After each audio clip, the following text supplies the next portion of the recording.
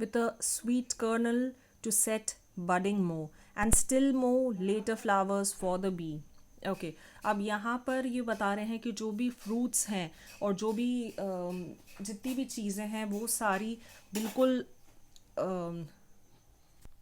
Ripe कर चुकी हैं और वो इतना ज़्यादा राइप कर चुकी हैं कि उसमें से एक मीठी खुशबू आने लगी है और वो खुशबू आ रही है पूरे एरिया में, वो खुशबू फैली हुई है और उसके बावजूद और फ्लावर्स आ रहे हैं उसके अंदर और फ्लावर्स बड हो रहे हैं जिससे कि फिर से वो फ्रूट बन सकें और फिर से और ज़्यादा फल लग सकें और वही फ्लावर्स में बी आ जाती है क्योंकि उन लोग को ये पता रहता है कि जो फ्रेश फ्लावर्स हैं वहाँ पर इनको जब बी आती है नेक्टर लेके जाती है तो उनका हनी और भी ज़्यादा स्वीट बनता है और भी ज़्यादा अच्छा बनता है. Until they think warm days will never cease, for summer has overbrimmed their clammy cells.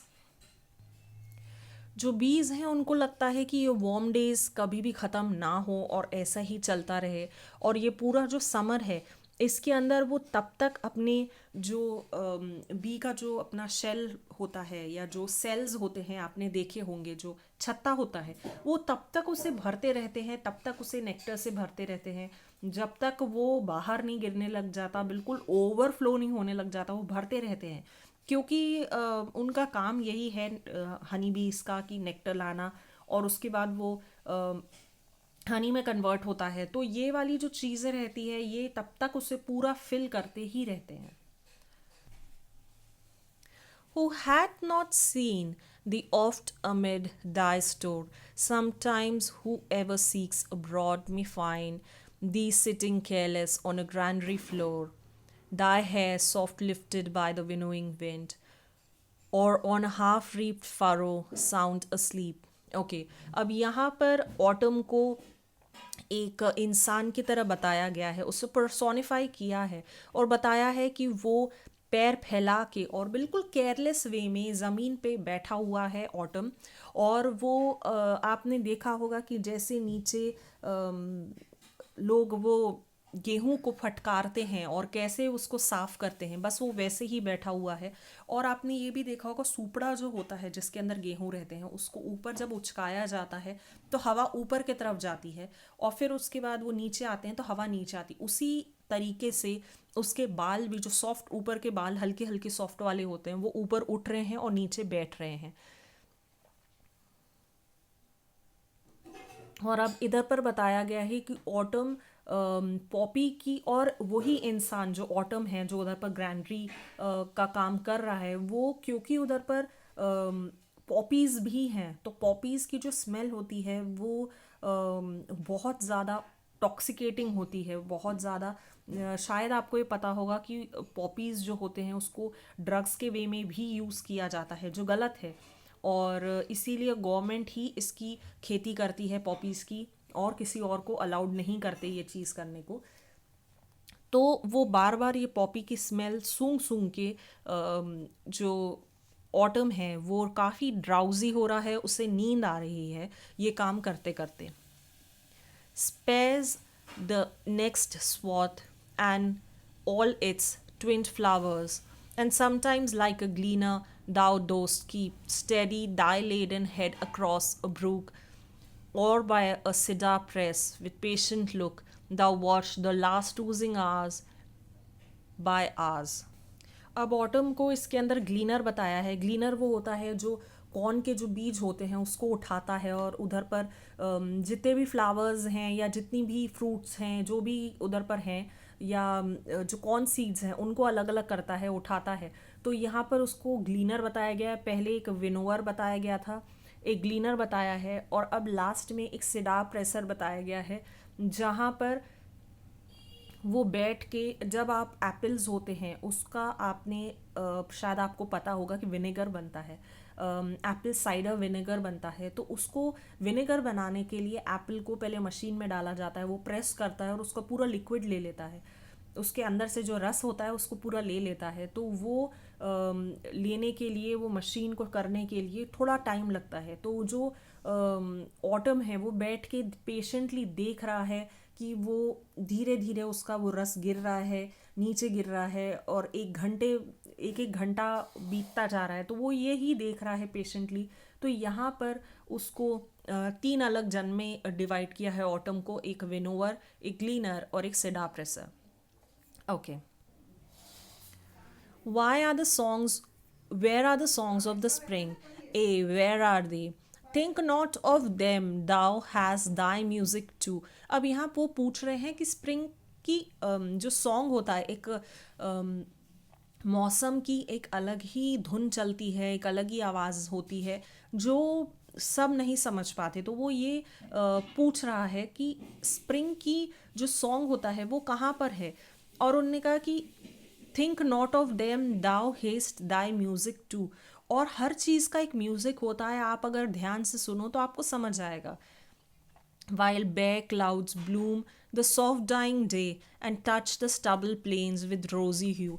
अब यहाँ बताया है कि जो क्लाउड्स हैं वो रात का टाइम होने वाला है, शाम का टाइम हो गया है, और वो डे का जो सॉफ्ट डाइंग डे है, जो डे एंड हो रहा है, उसको वो टच कर रहे हैं। ऑफ कोर्स ये कभी नहीं हो सकता कि क्लाउड्स ज़मीन को टच करें, मगर वो ऐसा दिखता है, जब आप दूर की तरफ देखो तो ऐसा लगता है क्लाउड्स आसमान और धरती टच कर रही है। And touch the stubble plains with rosy hue.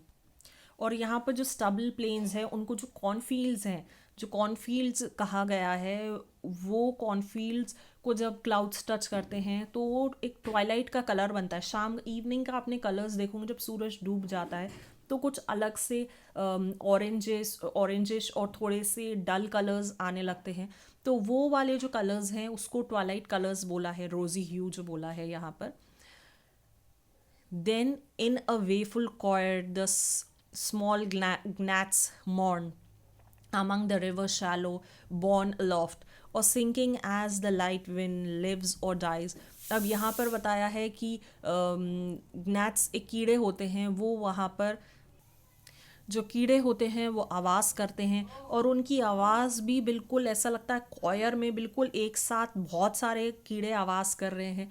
और जो पेड़ होते हैं, जो रिवर के साइड में जो पेड़ होते हैं, वो जब हवा चलती है तो उनकी पत्तियां हिलती है, फिर हवा रुक जाती है तो वो शांत हो जाते हैं। तो ऐसा वो पूरा माहौल चल रहा है। And full grown lambs loud bleat with horn hilly bourn. और वो लोग पहाड़ पे खड़े होके जो लैम्प्स होते हैं, जो शीप्स होती हैं, वो फुल ग्रोन उनके जो बच्चे होते हैं वो वहाँ पर आवाज़ कर रहे हैं, अपनी माँ को आवाज़ लगा रहे हैं। और hedge cricket sings and now with treble soft the red breast whistles from a garden croft and gathering swallows twitter in the skies। अब यहाँ पर जो क्रिकेट है, एक कीड़े को कहा जाता है, वो आवाज़ कर रहा है और वो गाना गा रहा है ऐसा लगता है, और वो बहुत ही मधुर और हल्की सी आवाज़ में करता है। ट्रेबल साउंड रहता है, एक अलग तरीके की आवाज़ में वो गाता है। और रेड ब्रेस्ट आपने देखा होगा, रॉबिन जो एक चिड़िया होती है उसको रेड ब्रेस्ट कहा जाता है, क्योंकि उसके सीने पे रेड कलर का हेयर्स रहते हैं, वहाँ पर रेड कलर रहता है, तो इसलिए उसको रेड ब्रेस्ट कहा जाता है। वो विसिल कर रही है गार्डन में से। और वहाँ पर स्वैलोज जो चिड़िया हैं वो ट्विटर कर रही हैं, मतलब वो चिर्प कर रही हैं, आवाज़ें कर रही हैं स्काई में। तो ऐसी इसमें ये पूरा एक मधुर संगीत बताया, स्प्रिंग का पूरा संगीत बताया है इस पैराग्राफ में। जितनी भी ये लाइंस है, 8 से 10 लाइंस है, इसमें पूरा बताया गया है कि कैसे उस वक्त का जो संगीत होगा, जो पूरी वातावरण में फैला होगा, कि कहीं से लैंप की आवाज़ आ रही है, कहीं पर हवा चल रही है, रुक जा रही है, फिर क्लाउड्स आ रहे हैं, फिर कोई चिड़िया गा रही है, कोई कीड़ा गा रहा है। तो ये वाली जो आवाज़ें हैं मिल के पूरा पूरा स्प्रिंग का साउंड बनाती है, और वो इतना ज़्यादा सुंदर है कि उधर रहो तो पता चलता है कि वो कितना मधुर है। इसीलिए यहाँ पर ये बताया गया है कि फर्स्ट पैराग्राफ में कलर्स का बताया गया है, क्योंकि जब सब कुछ हार्वेस्ट होता है या सब कुछ राइप करता है तो उसके जो कलर्स होते हैं वो बहुत ब्यूटीफुल होते हैं, इसलिए फर्स्ट स्टैंजा कलर्स पे डेडिकेटेड है। सेकेंड स्टैंजा जो है वो मूवमेंट पे है, जैसे आपने देखा विनोवर, ग्लीनर और सिडाप्रेसा ये सब मूवमेंट में है। और थर्ड वाला जो पैराग्राफ है वो पूरा डेडिकेटेड है साउंड पे, जैसा आप देख सकते हैं, अब ये मैंने आपको पढ़ाया है। तो ये 3 स्टैंजाज हैं टू ऑटम, बहुत फेमस है ये जॉन कीट्स की पोएम, और ये आपके एग्ज़ाम में आ रही है, इसको आप अच्छे से ज़रूर करें। पेज नंबर 112, यहाँ पर फर्स्ट क्वेश्चन है एक्सरसाइज का। A, distinguish between the following pairs of words by using them in meaningful sentences. The first word in each pair is from the text. Okay, इनको आपको सेंटेंसेस में बनाना है और ऐसे बताना है जिससे दोनों का डिफरेंस पता चल सके। मैं इसके सेंटेंसेस आपको बताऊंगी, थोड़ा क्विक बताऊंगी क्योंकि काफ़ी ज़्यादा सेंटेंसेस होंगे। Bless the hermit blessed him for a long life. Bliss, sound sleep is a great bliss to me. Wine, the grapevine scattered all over the roof. Wine is injurious to health. Shell, the shell of the tortoise is very hard. Cell, the cell of the calculator is exhausted. Sweet, the mango tastes sweet. Sweat, too much sweat is not good. Later, I thought to shift my plan. Latter, 2 visitors came this morning. The latter one was a policeman. Warm, take this pill with warm water. Worm, the doctor found a dangerous worm in his body. Seize, the engine of this car suddenly ceased. Seize, the police seized all the property of my neighbor. Abroad, I send my son abroad for study. Abroad, aboard, I was aboarded when you called me. Granary, the Gol Ghar of Patna was a big granary in the olden days. Greenery has become rare these days. Floor, my friend's house is on 3rd floor. Flower, I didn't like packed flour.